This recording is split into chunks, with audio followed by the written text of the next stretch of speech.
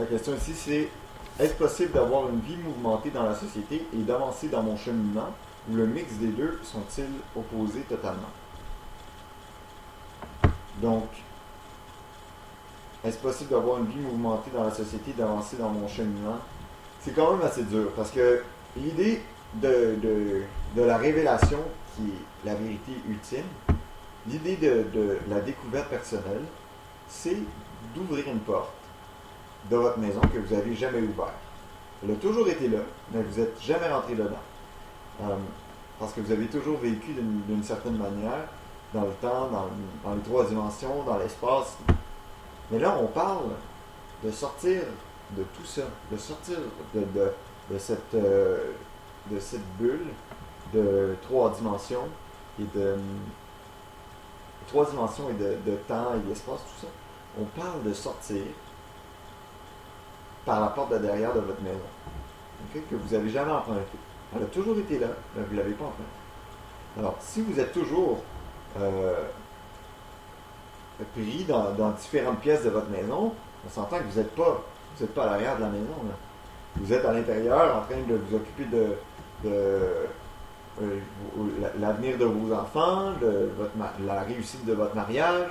Vous êtes en train de vous occuper de votre salaire prochain, de plaire à votre patron, d'obtenir des vacances chaque année.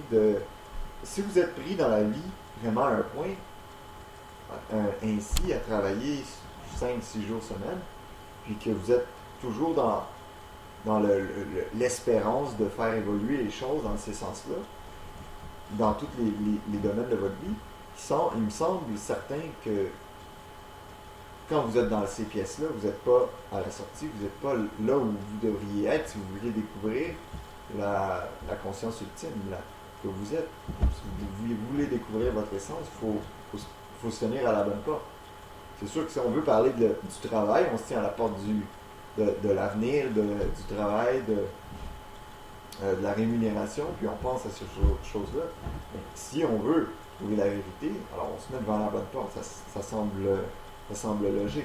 Ainsi, c'est pour ça que je ne suis pas un très grand amant de la pratique, mais c'est obligatoire d'avoir, si on ne le fait pas du moins, ce que je veux dire, c'est obligatoire de se rendre à la porte. Dans la porte entre le réel et l'irréel. Puis, il faut se tenir là jusqu'à temps qu'on se fasse aspirer dans le réel. Puis ça, c'est le but de la pratique.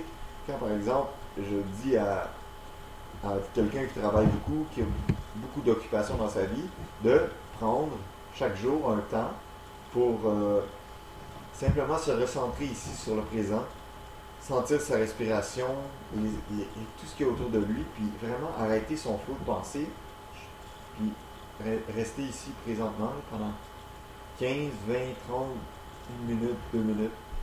Rester comme ça, là, puis faire ce truc-là le plus souvent possible au cours de la journée. Parce qu'à chaque fois que vous faites ça, vous vous rendez devant la porte de cette porte-là dans votre maison.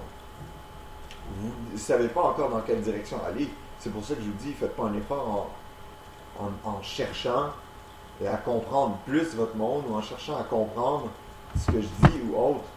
Parce que vous avez juste à vous tenir à la porte, pas perdu dans différentes pièces, mais ici. Puis restez présent jusqu'à temps que vous vous fassiez aspirer par cette porte de derrière dont je vous parle. Donc, la pratique est très bonne pour ce genre de vie parce que ça oblige, ça conditionne, ça crée une habitude pour le mental de se rendre à cette porte-là régulièrement. Allez voir qu'est-ce qui en sort. Éventuellement, ce qu'on veut, c'est qu'à chaque fois que vous êtes à cette porte-là, il y a une certaine paix qui se développe. On pourrait dire que c'est une espèce d'odeur, mais c'est une paix qui émerge du moment présent quand vous êtes vraiment concentré ici, quand vous concentrez votre attention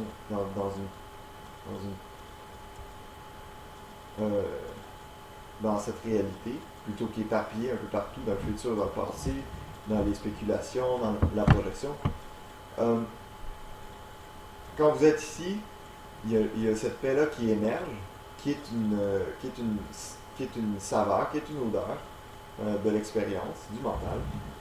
Puis, ce qu'on veut, à travers cette expérience-là, cette habitude-là, c'est de commencer, de développer le goût de venir ici, d'apprendre à apprécier, puis de venir le plus souvent possible pour que le plaisir l'emporte sur la tâche, puis qu'éventuellement, ça soit plus vraiment que le plaisir de la découverte, puis d'être simplement ici, soit plus grand même que le désir de faire la tâche pour, par exemple, atteindre l'illumination ou se débarrasser des émotions négatives. Euh, il faut que le plaisir soit là parce que tant qu'on... Il faut que vous veniez à cette porte-là, vous allez être plus propice à être aspiré par cette porte-là si vous venez avec les mains vides d'un enfant qui a toute la curiosité du monde envers la découverte. Comme si vous étiez un explorateur d'un nouveau continent, que vous allez voir qu'est-ce qu'il y a, vous allez découvrir la faune, la flore, comment ça fonctionne, qu'est-ce qu'il y a là-dedans. Puis vous restez ici comme si vous étiez justement dans cette porte vers l'infini, puis vous regardez qu'est-ce qui en sort, qu'est-ce qui se produit à cette place-là, qu'est-ce qui se produit sur le portique de l'infini. Puis vous venez, puis éventuellement vous allez vous faire aspirer là-dedans. Mais il faut venir avec curiosité, puis sans arrière-pensée, puis sans espérance non plus. Il ne faut pas venir avec l'idée que, ok, je m'attends à ce qu'il y ait qu'il y ait de la musique angélique, puis je me sente comme ça, que j'ai l'impression d'être l'univers. Ça, c'est toutes des choses que vous pourrez peut-être expérimenter, mais qui ne sont pas des prérequis. Chaque éveil est différent. Puis, quand vous allez à la porte, vous êtes là avec les mains vides, puis vous attendez, vous regardez.